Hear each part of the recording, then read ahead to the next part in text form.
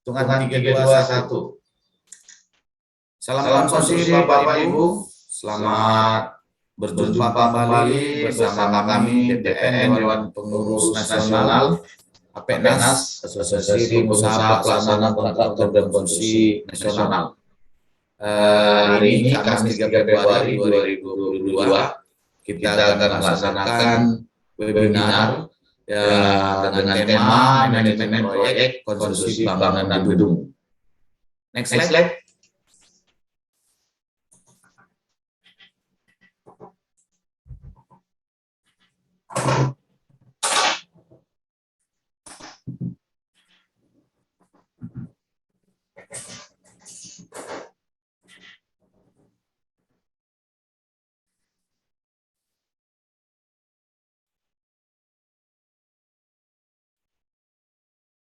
Next slide, please. Bapak Ibu nanti jangan lupa ya kalau untuk mau materi bisa menghubungi di call center 0811 777 8757 ya. Dapat menghubungi.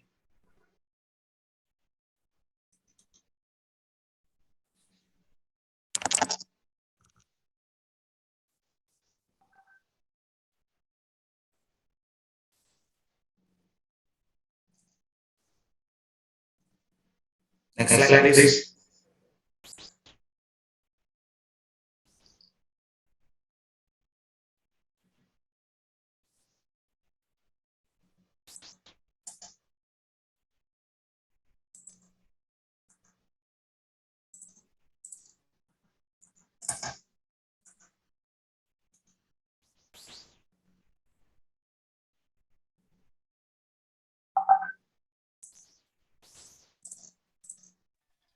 Sebentar masih loading.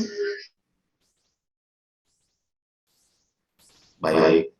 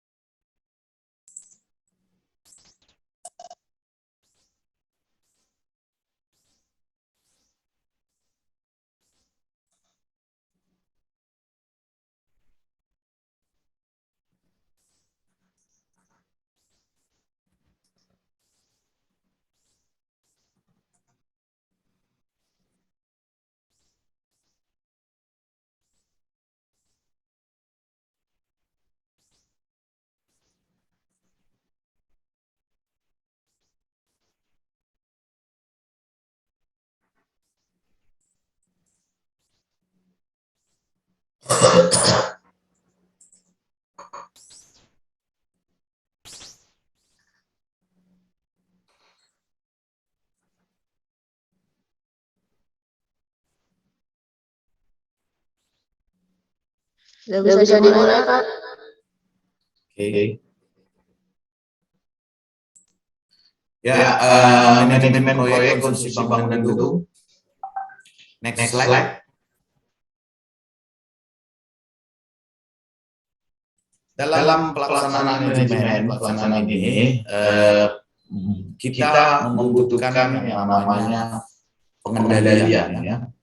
Jadi pembelajaran tentang dinamika pengendalian pelaksanaan proyek yang meliputi latar belakang dan dasar hukum manajemen proyek. Prinsip-prinsip pengendalian proyek serta contoh kasus dalam pelaksanaan proyek bidang perumahan bisa kita lakukan melalui ceramah interaktif ya, diskusi atau studi kasus maupun simulasi games. Ya. Ini yang perlu kita buat teman-teman supaya dalam simulasi game ini kita dapat menghindari atau menyikapi titik jemu. Jadi kadang kita kalau berhari-hari atau berjam-jam melakukan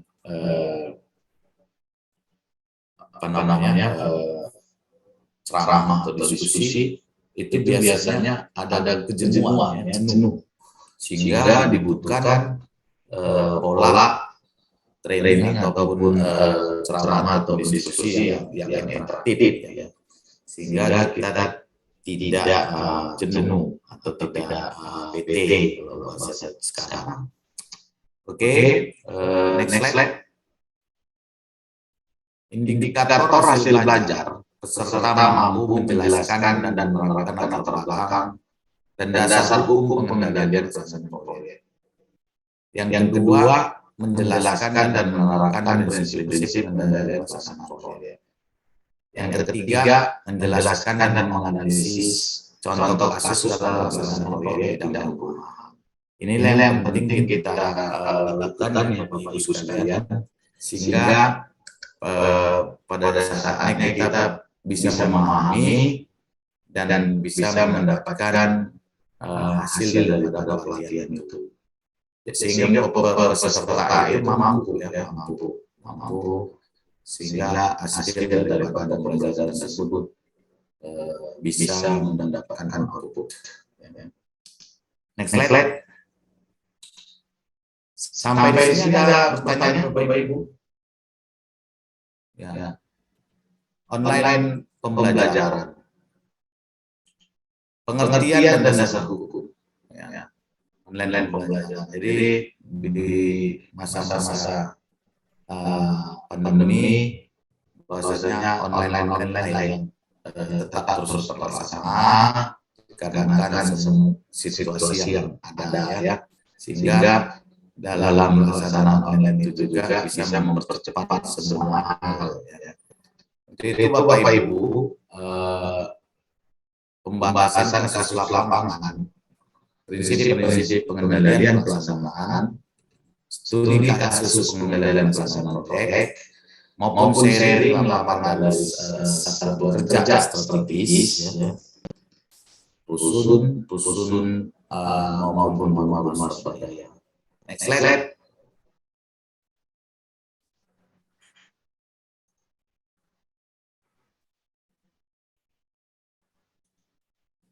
Next slide. Dasar hukum dan pengertian. Slide berikutnya.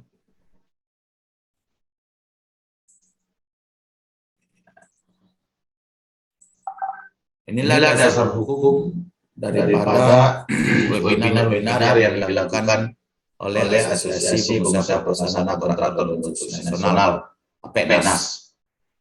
APNAS dituntut secara dasar hukum atau peraturan dan perundangan yang berlaku dapat memberikan pemberdayaan manusia bagi anggotanya. Hal ini termasuk dalam dasar Undang-Undang Nomor 2 Tahun 2017 tentang jasa konstitusi. Ada juga undang-undang sektor, ya, terkait dengan konstitusi, baik itu undang-undang ketenagakerjaan atau yang lagi tren-tren itu Omnibus Law. Kemudian ada peraturan pemerintah nomor 29 2000 tentang penyelenggaraan jasa konstitusi. Ada juga peraturan presiden nomor 4 ya, tentang perubahan keempat Perpres 54 tahun 2010 tentang pengadaan barang dan jasa pemerintah. Sehingga Bapak Ibu perlu kita lihat bahwa perlu kita sadari bahwasanya dalam pelaksanaan pelatihan ataupun webinar itu bisa memenuhi peraturan dan peraturan yang ada. Next slide.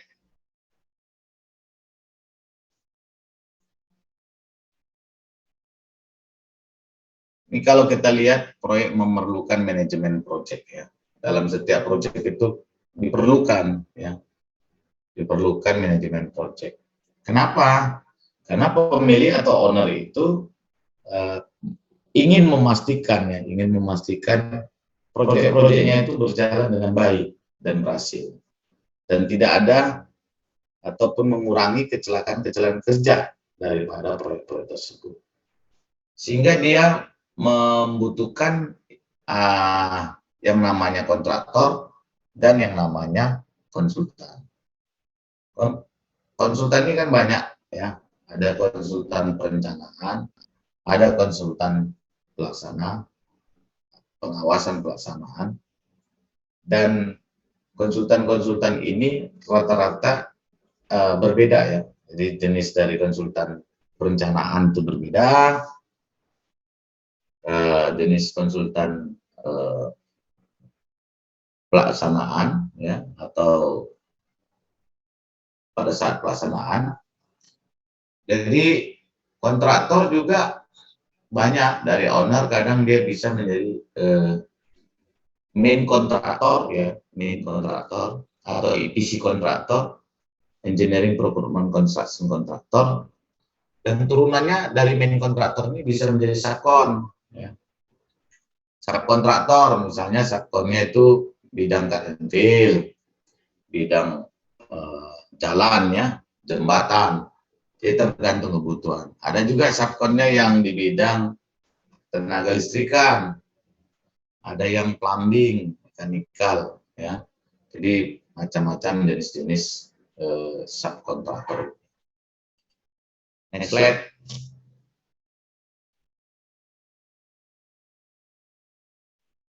Apa sih arti proyek?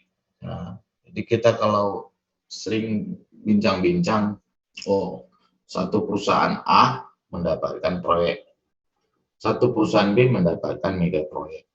Apa yang dimaksud dengan proyek? Proyek itu berpengertian mempunyai sasaran dan tujuan. Ada sasaran dan tujuannya. Seperti apa sasarannya? Dan tujuannya seperti apa? Itu biasanya dari ownernya yang ingin. Jadi ownernya akan mengungkapkan, saya mau sasaran proyek saya itu ini, tujuannya ini. Sehingga dia akan mengerti untuk milih ya, kontraktor yang digunakan maupun konsultan yang akan digunakan. Itu dibatasi oleh rentang waktu, biaya, dan sumber daya. Jadi proyek itu biasanya sudah diplot, biayanya berapa sih maksimum proyek. Kalaupun terjadi error margin, kenaikan ataupun kelebihan, itu sudah diprediksi. Nggak boleh lebih dari sekian persen. Jadi ada aturan baku terkait cut off ataupun batasan-batasan biaya yang akan digelontorkan. Bagaimana dengan waktunya? Waktunya juga begitu Bapak Ibu. Waktunya apakah dia sudah dipersiapkan per triwulan atau per kuartal, atau dia dalam bentuk 1 tahun, 2 tahun, atau tahun jamak. Jadi kalau dibilang tahun jamak itu gimana? Misalnya 5 tahun, ya, 10 tahun, jadi seperti itu. Ada batasannya, ada periode tertentu yang digunakan. Biaya, gimana biayanya? Ya biayanya juga seperti tadi, ada background-nya, dari peneliti, ada RAB, rincian anggaran biaya. Kemudian sumber daya. Sumber daya atau SDM-nya diperhitungkan, berapa orang, siapa. Ini semua dalam bentuk struktur organisasinya. Apakah butuh merekrut tim baru, ataukah menempatkan tim yang baru, jadi susunannya seperti apa, itu juga yang menjadi dasar pertimbangan terkait SDM. Proyek itu juga sesuatu yang unik dan kejadian tidak berulang. Kenapa dikatakan unik? Karena masing-masing proyek itu akan memiliki perbedaan dengan proyek-proyek yang lainnya. Kemudian proyek-proyek itu akan one shot, Jadi sekali dikerjakan dia tidak bisa lagi dengan rata-rata tidak bisa dengan proyek yang sama. Nah, jadi contoh ada gedung Jamsostek ya di Jakarta, terus dibuat lagi gedung Jamsostek kedua, atau ada menara BCA dibuat lagi menara BCA juga. Pasti kan ada namanya Geraha BCA, ada menara BCA seperti itu, atau Bank BRI, BRI Tower, BNI Tower gitu kan. Nah, seperti itu. Jadi tidak berulang ya. Penyelesaian sesuai dengan persyaratan kinerja dan spesifikasi yang dirancang memenuhi kebutuhan pelanggan. Hasil terukur dan dapat dikuantifikasi. Oke, aktivitas direncanakan, dilaksanakan, serta dikendalikan. Jadi aktivitas yang terukur, hasil yang terukur dan dikuantifikasikan itu menjadi satu parameter yang wajib dipenuhi. Ya. Inilah kontrol check and balancing. Jadi ada monitoringnya. Sudah sampai di mana presentasi proyek tersebut. Dalam tempo 1 bulan, progresnya katakanlah 30%. Jadi dalam 3 bulan berjalan, apakah sudah tercapai 30% yang direncanakan? Nah, itu bisa diukur. Ya. Kemudian aktivitas direncanakan. Tidak ada ya sesuatu hal yang tidak direncanakan. Wajib direncanakan. Kenapa? Dari mulai tadi sasaran tujuannya direncanakan, waktu dan biaya, sumber dayanya siapa, kemudian bentuknya gimana, desainnya gimana, itu semua dibutuhkan perencanaan yang matang. Jadi persyaratan teknis juga, listnya juga harus direncanakan. Setelah direncanakan, baru dilaksanakan. Dalam pelaksanaan ini dibutuhkan monitoring lagi. Siapa yang melakukannya? Nah, itu tadi konsultan. Selain daripada Pimpro atau penanggung proyek ataupun kontraktor, tapi masih dibutuhkan pihak ketiga, dalam hal ini konsultan, untuk memenuhi pelaksanaan tersebut dapat dimonitor, ya, dapat dimonitor. Kemudian dikendalikan. Kenapa harus dikendalikan? Oh iya, kalau tidak dikendalikan nanti over semua. Termasuk misalnya dikendalikan speknya seperti apa, speknya mau seperti apa, hasilnya seperti apa, quality standarnya seperti apa, SOP standard operation prosedurnya seperti apa. Itu semua harus dikendalikan. Oke, Bapak Ibu, sampai di sini ada pertanyaan? Next slide.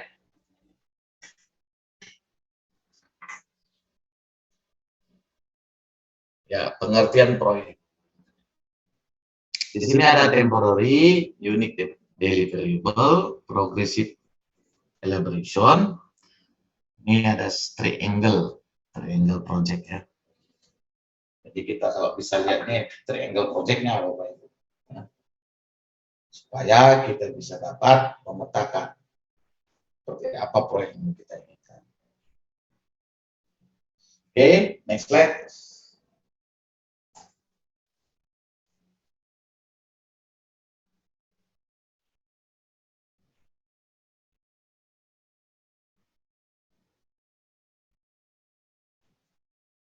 Apa yang dimaksud dengan manajemen proyek?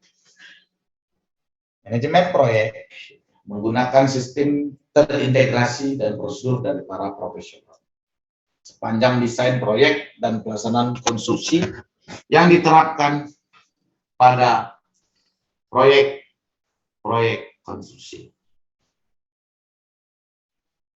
Manajemen proyek bersinonim dengan manajemen konstruksi. MK. Manajemen konstruksi. Jadi manajemen proyek dari kontraktornya dan manajemen konstruksi dari konsultannya. Itu ya Bapak Ibu ya. Sampai di sini Ibu Bapak ada yang mau bertanya? Marlen? Ini pada sibuk semua sepertinya teman-teman. Oke, next slide. Apa yang dimaksud dengan manajemen project? Di sini ada fase-fase. Kalau kita bagi dalam fase FS. Apa FS? Ada yang tahu nggak FS? Ya Bapak Ibu, ada yang tahu? Feasibility study, ya, feasibility study. Kemudian dari construction management ini dibagi dalam 3 kategori. ENPROCON, EPC, Engineering Procurement Construction, sehingga dapat dilakukan operasional. Itu ya Bapak Ibu ya. Ada yang bertanya sampai sini Bapak Ibu semua? Kita lanjut? Oke, lanjut. Next slide. Pengendalian pelaksanaan. Next.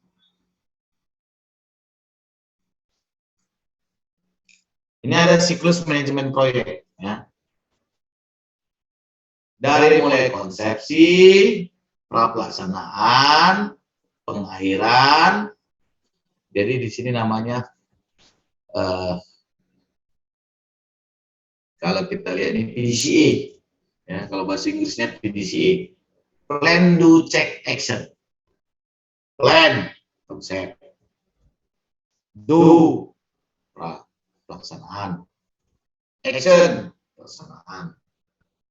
Plan, Do, Check, Action. PDCA, Plan, Do, Check di pelaksanaan, actionnya apa, solusinya apa. Kalau ada ditemukan masalah, harus dicari solusinya. Itulah Bapak Ibu satu gambaran siklus sesuai dengan jarum jam ya. Jadi first in, first out. People. Next slide.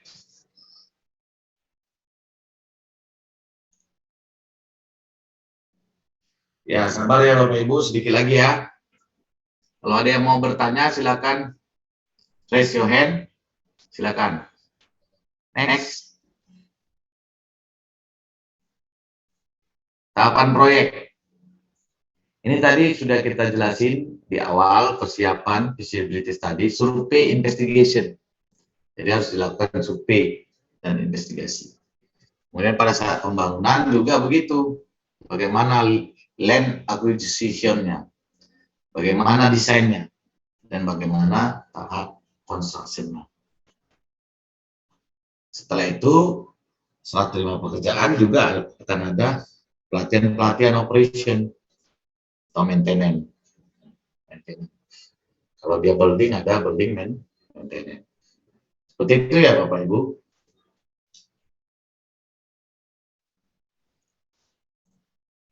Ada yang bertanya sampai di sini Bapak Ibu? Ya, next.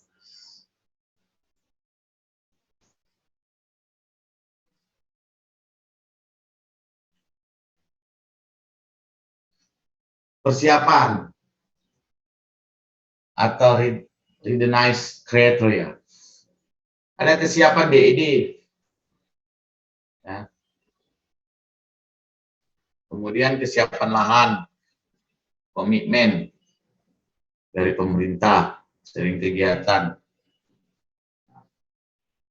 Kemudian biaya rencana pembiayaan, RKAKL. Ya. Pembangunan ada organisasinya, ada DIPA, ada review design, ada pelaksana pembangunan, monitoring, evaluasi, dan pelaporan. Kemudian ada testing and commissioning. Ada dokumen pembangunan, dokumen serah terima kelola aset. Pemanfaatannya ada 4 kategori: serah terima kelola, serah terima aset, pemanfaatan aset, pemeliharaan, dan perawatan aset.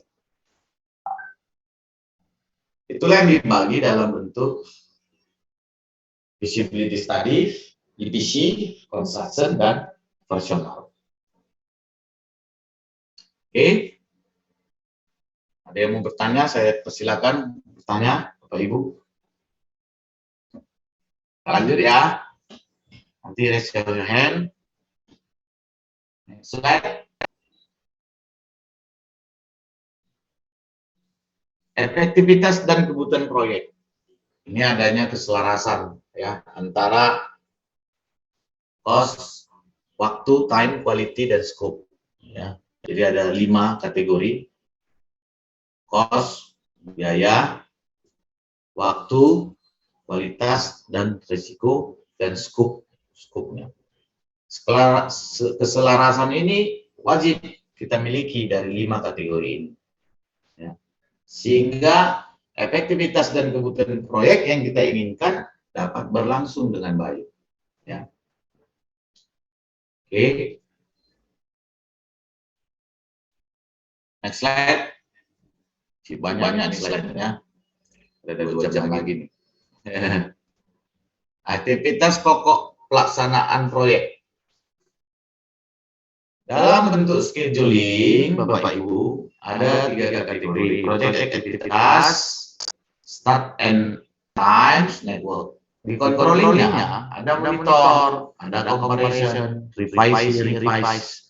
Jadi kalau memang dari rencana awal sudah ditentukan, kemudian dalam pelaksanaannya dibutuhkan perubahan-perubahan, dapat dilakukan approval design.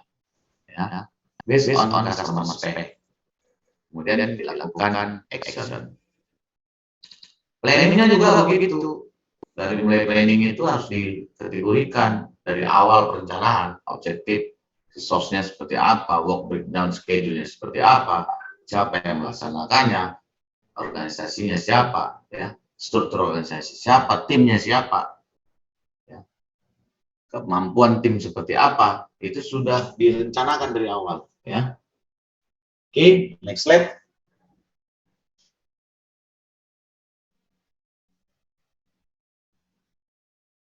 Project planning, scheduling, and controlling. Project planning itu pertama setting goals, defining the project, tying it into time project activities, organizing the team, time cost estimate budget, engineering diagram, cash flow chart, material availability details. Kemudian dalam project scheduling juga ada trying resource to specific activities. Ada relating activities to each other. Ada updating and revising on a regular basis. Ya. Milestone-nya dibutuhkan, cash flow schedule-nya dibutuhkan, Gantt chart-nya dibutuhkan, CPM dan PET-nya dibutuhkan. Ya. Jadi ini before dan during the project, selama project berlangsung. Project controlling, yang pertama monitoring resource, cost, quality, and budget.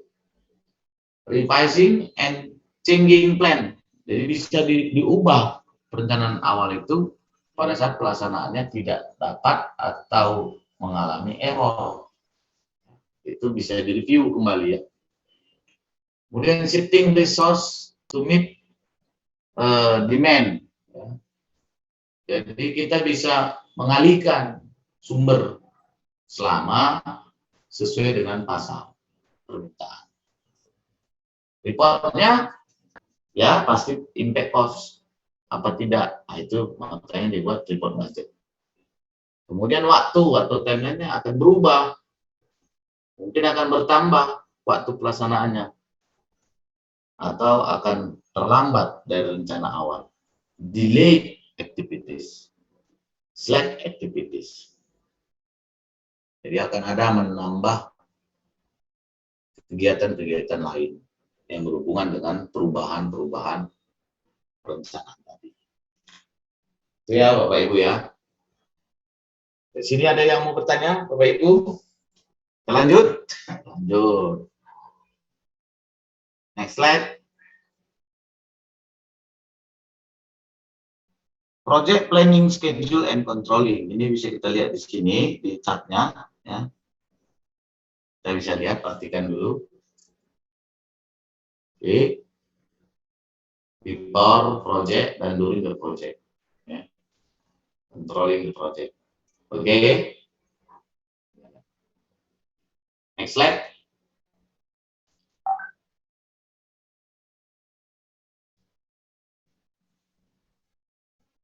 Mengapa perlu manajemen project? Karena manajemen project mengandung suatu metodologi manajemen project yang bermanfaat. Mohon maaf. Untuk pemenuhan kebutuhan dari proyek dan pelanggan. Meniadakan repenting the way.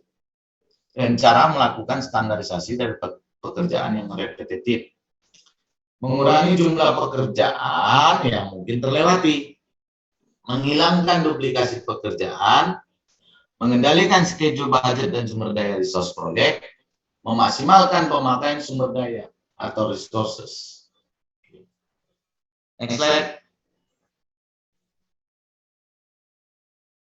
Apa yang mungkin terjadi bila manajemen project tidak tercapai? Target waktu atau deadline tidak tercapai. Pekerjaan yang harus diulang atau terjadi duplikasi. Budget anggaran yang dilampaui.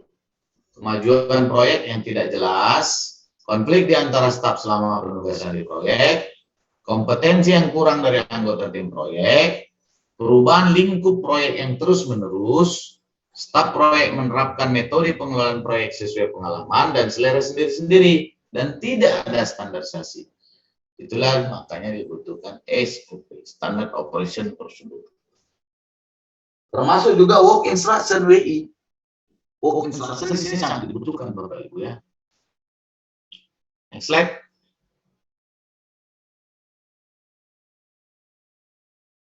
Pengendalian waktu.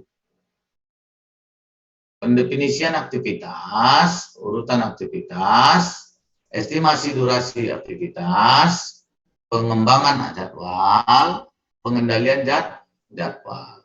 Inilah pengendalian waktunya. Jadi harus diingat, yang pertama didefinisikan aktivitasnya, apa dan seperti apa mau dilakukan.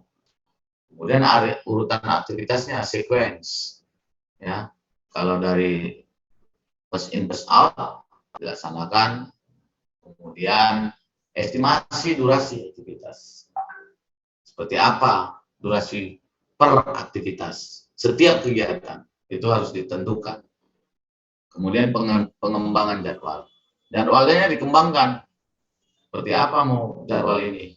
Apakah daily, apakah one shift, second shift, kemudian third shift. Jadi kalau misal proyek kejar target, biasa dimulai jam 7 pagi sampai jam 5 normal time. Kemudian ada overtime, kemudian ditambah lagi 2 grup. Kemudian untuk peningkatannya lagi ada misalnya 3 grup, pagi, sore, malam. Jadi sampai subuh ada lagi tim yang bekerja, berbeda-beda orangnya. Seperti itu, bisa dikembangkan ya jadwalnya ya. Pengendalian jadwal juga harus ditentukan karena semua bila terjadi penambahan jadwal maka akan terjadi efek dominonya. Termasuk tadi biaya atau cost ya. Next slide.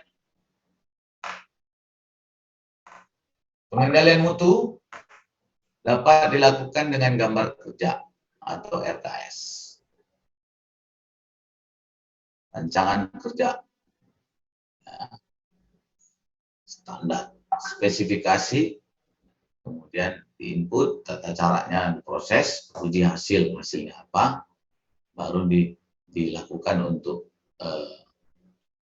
material, bahan, SDM, alat, mesin, perlengkapan. Ya. Slide. Kurang cermat dalam perencanaan, kurang memahami spesifikasi peralatan, kurang memahami tata cara kerja, kurang disiplin dalam waktu pelaksanaan, kurang memperhatikan estetika. Inilah yang perlu diperhatikan dalam peningkatan kualitas. Ya. Next slide. Dimensi kualitas di sini ada quality, ya, memenuhi fungsi. Performance-nya, features-nya, conformance-nya, serviceability, percept quality, layak ya. Kemudian estetiknya, cita rasa seninya, durability-nya, daya tahannya seperti apa, reliability-nya, kehandalannya seperti apa. Jadi performance dari dimensi kualitas itu elemen tambahan, memenuhi spesifikasi, kemudian perbaikan, kelayakan, cita rasa seni, daya tahan, dan kehandalan. Inilah yang dibutuhkan dalam dimensi kualitas sebuah proyek. Next slide.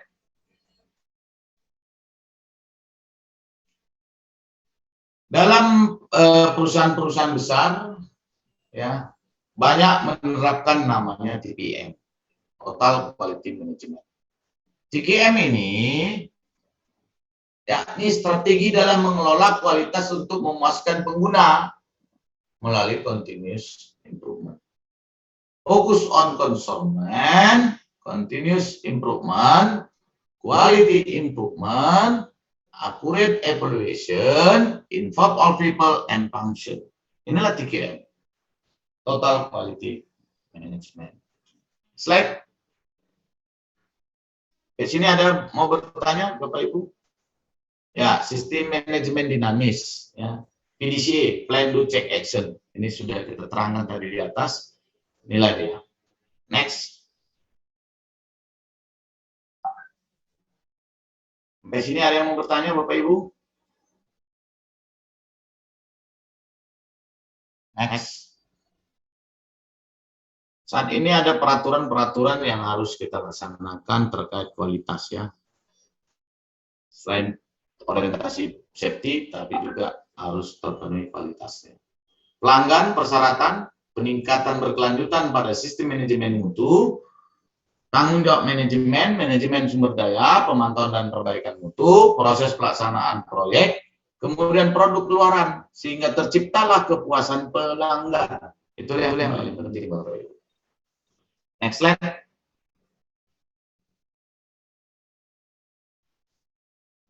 Pengendalian biaya, perencanaan sumber daya, estimasi biaya, penganggaran biaya, dan pengendalian biaya. Itulah pengendalian biaya. Next slide.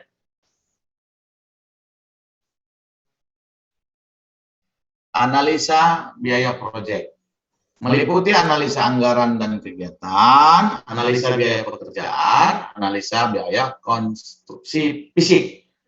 Volume kegiatan dikali harga satuan kegiatan. Itulah yang dikatakan analisa anggaran kegiatan. Analisa biaya pekerjaan, volume pekerjaan dikali harga satuan pekerjaan. Analisa biaya konstruksi fisik meliputi biaya pekerjaan plus overhead dan keuntungan. Ini analisa biaya konstruksi fisik. Next slide. Ada sigma di situ ya. Sigma itu gabungan, ya, gabungan. Pengendalian biaya dilakukan melalui dokumen perkiraan arus kas, pembayaran pemungkap, pembayaran hasil pekerjaan, pekerjaan tambah kurang, penyesuaian harga, denda dan ganti rugi, kompensasi, perubahan kontrak. Sampai sini ada yang mau bertanya, Bapak Ibu? Oke, next slide. Pengertian manajemen konstruksi. Manajemen konstruksi adalah proses penerapan fungsi-fungsi manajemen, perencanaan, pelaksanaan, dan penerapan secara sistematis pada suatu proyek konstruksi dengan menggunakan sumber daya yang ada secara efektif dan efisien agar tercapai tujuan proyek secara optimal. Next slide. Peranan manajemen konstruksi. Agency Construction Management, ACM. Extended Service Construction Management, ESCM. Owner Construction Management, OCM. Guaranteed Maximum Price Construction Management, GMCM. Ya. Next slide. Fungsi manajemen konstruksi, ya, perencanaan, mengorganisasi, penempatan SDM, mengarahkan, dan mengontrol. Jadi dilakukan oleh planning, organizing, staffing, directing, dan controlling. Next slide. Aspek manajemen konstruksi. Untuk menyelesaikan proyek bangunan fisik secara efisien dan efektif, diperlukan pengetahuan yang salah satunya menyangkut aspek teknis pelaksanaan. Dari mulai perencanaan atau planning, penjadwalan, scheduling, dan pengendalian atau controlling. Next slide. Tujuan manajemen konstruksi adalah mengelola pelaksanaan pembangunan sedemikian rupa sehingga diperoleh hasil optimal sesuai dengan persyaratan, spesifikasi, dan kurun waktu tertentu dengan biaya yang ditetapkan. Jadi ada mutu, ada waktu, ada biaya. Sehingga kontrak kerja kita dapat selesai dengan efektif, efisien, dan berdaya saing. Next slide.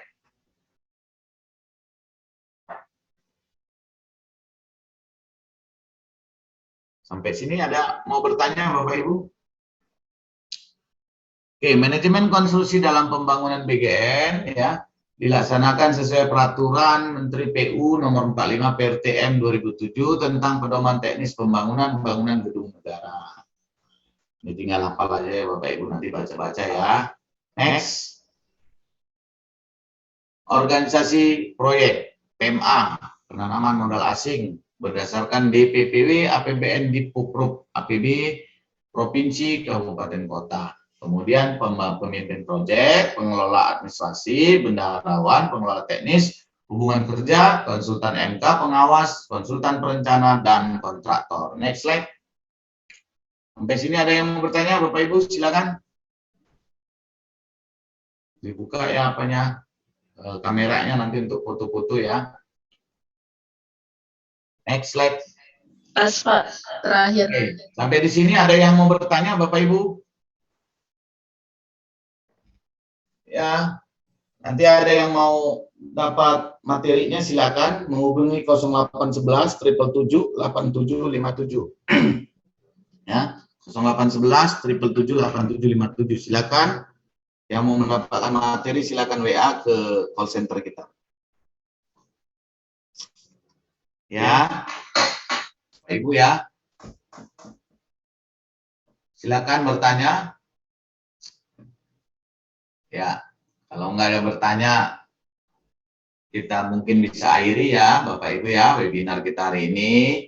Semoga ke depan, bulan depan kita bisa ketemu kembali, ya, di dalam webinar-webinar APENAS, Asosiasi Pengusaha Pelaksana Kontraktor dan Konstruksi Nasional.